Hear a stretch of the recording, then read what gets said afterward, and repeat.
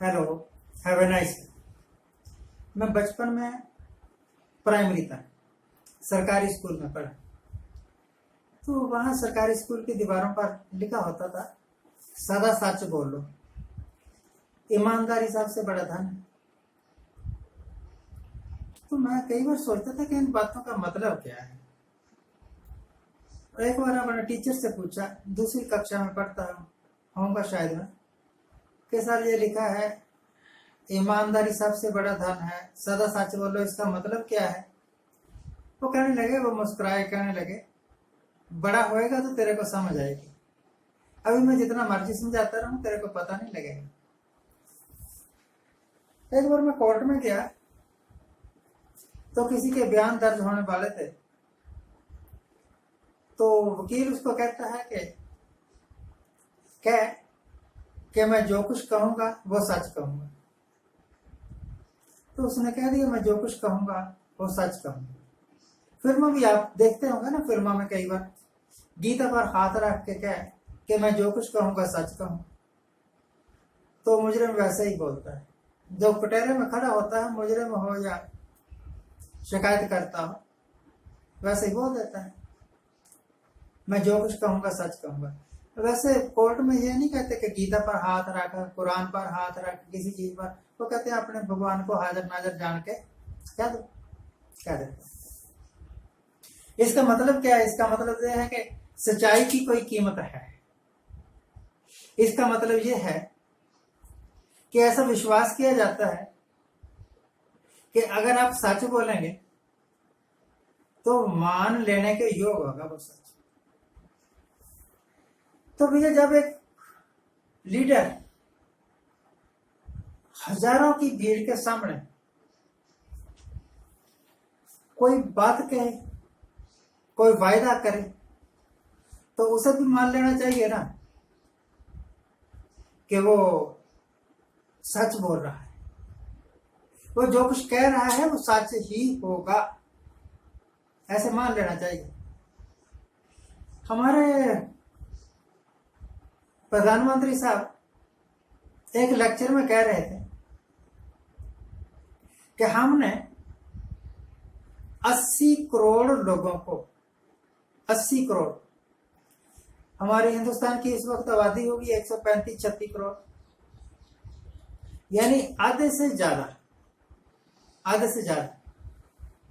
लोगों को 5 किलो अनाज 1 महीने का देना शुरू किया हुआ है, और ये नवंबर तक दिया जाएगा। मैं सोचने लग गया, ये बात जब प्रधानमंत्री ने कही ना कि हम 80 करोड़ लोगों को 5 किलो अनाज देते हैं ताकि वो भूखे ना मरे, मैं सोचने लग गया कि क्या ये यही प्रधानमंत्री है जो कहता था कि मेरा सपना है कि एक चप्पल पहनने वाला मजदूर भी हवाई सफर करे।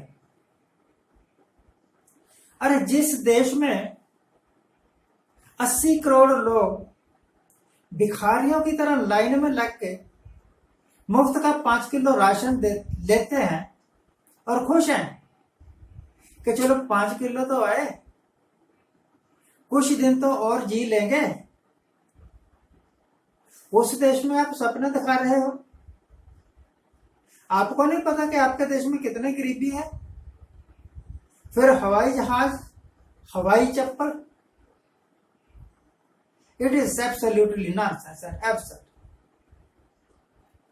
पर लोग मान लेते हैं कि कोई बात नहीं, आज मेरे पैरों में हवाई चप्पल है टूटी हुई, प्रधानमंत्री कहता है कि मैं इसको हवाई सफर करवाऊंगा तो करवाएगा जरूर ये एक दिन। ये बात अलग है कि हवाई चप्पल पहनने वाला पहले कमा के खाता था, अब भिखारियों की तरफ 5 किलो अनाज लेने के लिए लाइनों में लगता।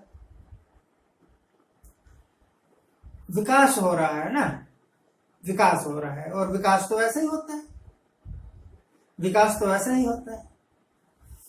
तो स्टेज पर खड़े होके कुछ झूठ भी बोल दिया जाता है जो कि उसी वक्त पकड़ा जाता है।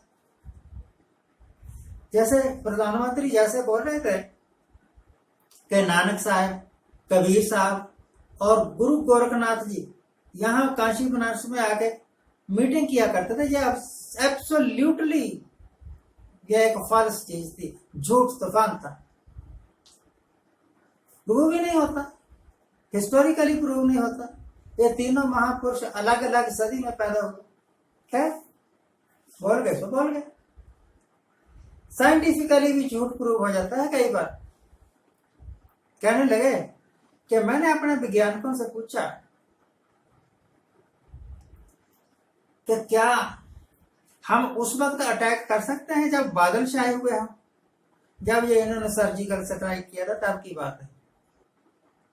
बादलों में तो उनका रडार हमारे जहाज को पकड़ ही नहीं सकेगा। और वो वैज्ञानिक भी कितने महान थे, वो स्पेशलिस्ट भी कितने महान थे, जिन्होंने कह दिया हाँ जी जहाज नहीं पकड़ा जाएगा उनके रडार के द्वारा।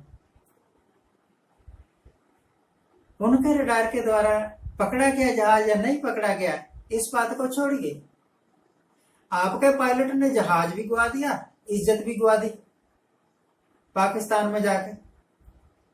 वो वहां कैसे धराशायी हो गया? बिना रडार के गुलेल से मार दिया होगा।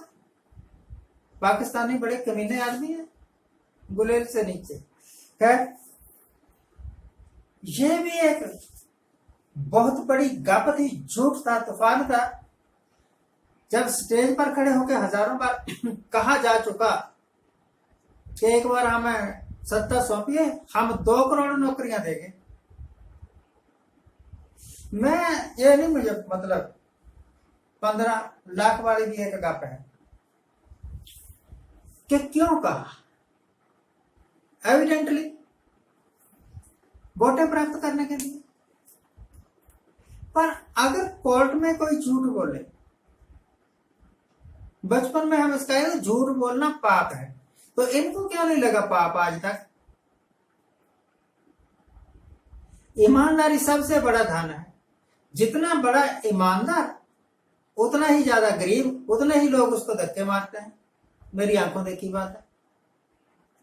और जितना झूठ, जितना मकार, चाहे वो तड़ीपार हो, सजा याफ्ता हो, कोर्ट ने उसको बैन कर दिया हो कि इस इलाके में नहीं जाना तूने भाई, इधर जाएगा तो खतरा है,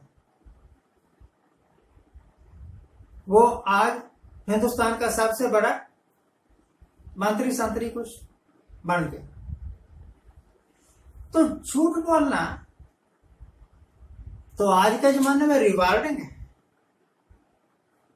अगर ये ऐसा झूठ तूफान ना बोलते, काला धन वापस लेकर आऊंगा, 15 लाख अकाउंट में आएंगे, 2 करोड़ नौकरियां दे दूंगा, ऐसे और बहुत बहुत बहुत बहुत बहुत सारी, तो क्या ये बनते हैं? मेरा ख्याल पहली बार भी नहीं बनना था इन्होंने प्रधानमंत्री, दूसरी बार की तो बात ही छोड़। पर जितने की चालबाज है ना लोग, उतने की चालबाजियां नई खोज लेते हैं। पहली अब बसी हो गई है, अब लोग उस पर विश्वास नहीं करेंगे, अब एक नई चाल चलते हैं। क्यों भाई? ये शतरंज का खेल है। हाँ, इनके वास्ते शतरंज का खेल ही है। किसी ने देश के बारे में कभी सोचा ही नहीं। सिखों को कहते हैं ना ये खालिस्तानी है, ये उग्रवादी है। सिख गुरु गोविंद सिंह जी के चेले, और गुरु गोविंद सिंह ने अपना परिवार बार दिया था हिंदू धर्म की रक्षा के वास्ते। आपने क्या बार दिया?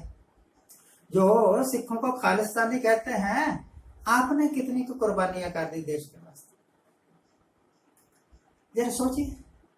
आज के लिए इतना है। आज जिनका जन्मदिन है उनको हैप्पी बर्थडे। आज जिनकी मैरिज एनिवर्सरी है उनको बहुत बहुत शुभकामनाएं। सुखी रहिए, आनंद प्रसन्न रहिए।